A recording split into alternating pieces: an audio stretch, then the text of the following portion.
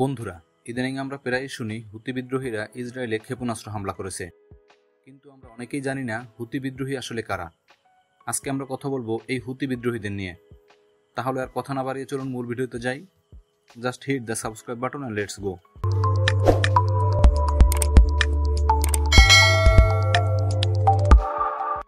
হুতি আন্দোলন, যার আনুষ্ঠানিক নাম আনসারুল্লাহ, একটি শিয়া ইসলামপন্থী রাজনৈতিক ও সামরিক সংগঠন যা 1990-এর দশকে ইয়েমেনে উদ্ভূত হয়েছিল।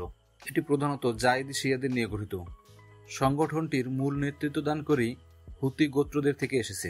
হুতি বা হুশি আন্দোলনের জন্ম উত্তর ইয়েমেনের সাদা শহরে।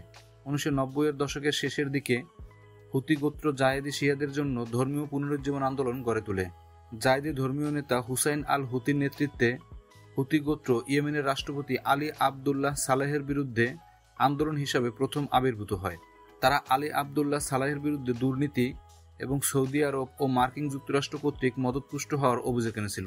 2003 সালে লেবাননের হিজবুল্লাহ দ্বারা প্রভাবিত হয়ে হুতিরা মার্কিন যুক্তরাষ্ট্র, ইসরায়েল ও ইহুদিদের বিরুদ্ধে তাদের সাংগঠনিক স্লোগান গ্রহণ করে। এরপর সালেহ কর্তৃক আল হুতিকে গ্রেপ্তারের আদেশ জারি করার কারণে ইয়েমেনে হুতি বিদ্রোহের সূচনা হয়। 2004 সালে সাদায় ইয়েমেনের সামরিক বাহিনী কর্তৃক কয়েকজন দেহরক্ষী সহ আল হুতি নিহত হন। এরপর থেকে আন্দোলনটি বেশিরভাগ সময়ে তার ভাই আব্দুল মালিক আল হুতির নেতৃত্বে সক্রিয় রয়েছে।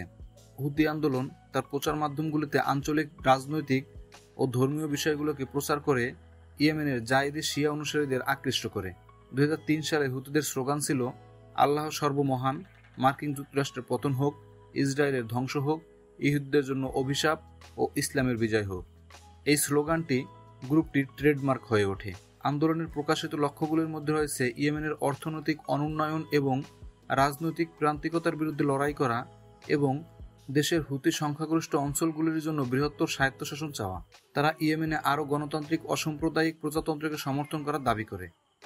হুতিরা দুর্নীতির বিরুদ্ধে লড়াইকে তাদের রাজনৈতিক কর্মসূচির কেন্দ্রবিন্দুতে পরিণত করেছে।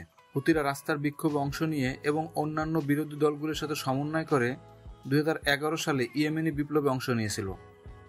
অস্থিরতার পর শান্তি প্রতিষ্ঠার জন্য উপসাগরীয় সহযোগিতা পরিষদের উদ্যোগের অংশ হিসেবে তারা ইয়েমেনে জাতীয় সংলাপ সম্মেলনে যোগ দেয়। 2014 সালের শেষের দিকে হুতিরা প্রাক্তন রাষ্ট্রপতি আলী আবদুল্লাহ সালাহের সাথে তাদের সম্পর্ক মেরামত করে এবং তার সহায়তা তারা রাজধানী এবং উত্তরের বেশিরভাগ অংশ নিয়ন্ত্রণ করে এবং 2015 সাল থেকে ইয়েমেনে সৌদি নেতৃত্বাধীন সামরিক হস্তক্ষেপকে প্রতিহত করেছে।